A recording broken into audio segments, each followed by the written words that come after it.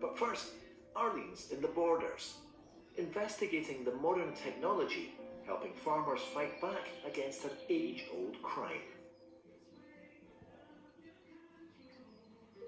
Sheep rustling in Scotland isn't new, but typically in the past it was an opportunist crime and small scale, the odd animal here and there. But these days it's organised, sophisticated, and thousands of animals are disappearing from Scotland's farms every year. I'm here at Upper Kidston near Peebles, a typical hill farm, and one of many that's been targeted by criminal gangs.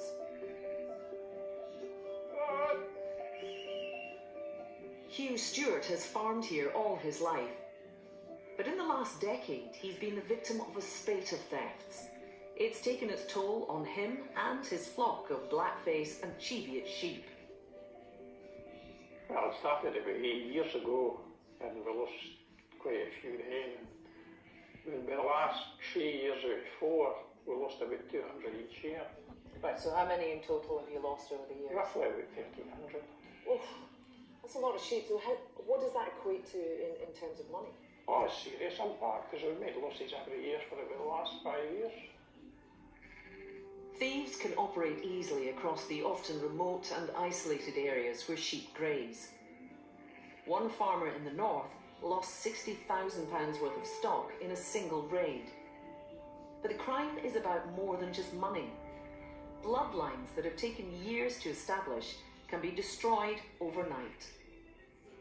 We've been breeding stock up here for 40 or 50 years, and all the best sheep's disappearing, so surely your life's work gone down the drain, isn't it?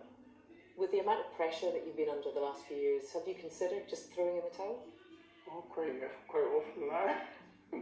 Oh, it's been pretty grim this last 4 or 5 years. Kind of keeps you awake sometimes.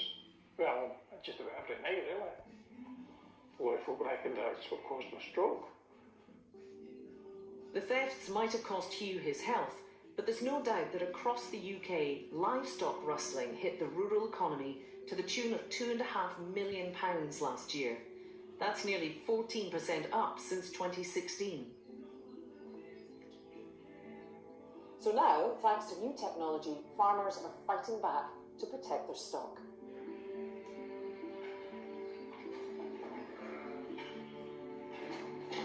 Willie, you're looking very busy there. How are you? Fine, thanks. Hugh is now using the latest weapon available. And PC Willie Johnston from Police Scotland's Rural Crime Unit is demonstrating how it works. So this paint that you're putting on, is this going to help protect the farmer? Yep, it's an overt and a covert means of marking them, security marking them, so it's easy for us to identify them when we recover them. What is it specifically about? Because that just looks like the usual... As you say, it is the normal keel, they call it, but it's got micro dots in it. It's got a code that relates to the farmer's location or the farmer that owns the sheep.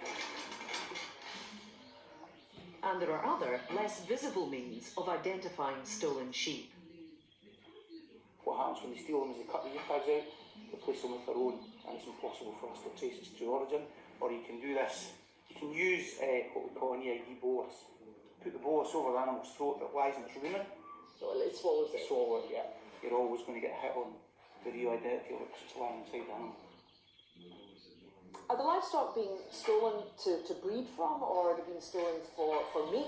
A bit of both, to be honest with you, because we've had instances of good pedigree livestock getting stolen, and they're also getting just normal, run-of-the-mill commercial animals just getting taken.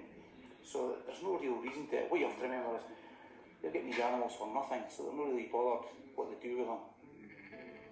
And the really sad thing about livestock theft is the farming community themselves are people with a good knowledge of the farming community that are committing these crimes, because you need the dogs, the livestock, gates, and the means to transport them about the country.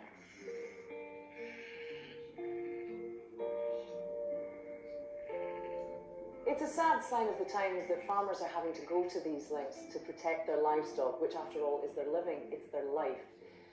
As criminals become more organised and sophisticated, Scottish farmers are going to have to do the same to stop them.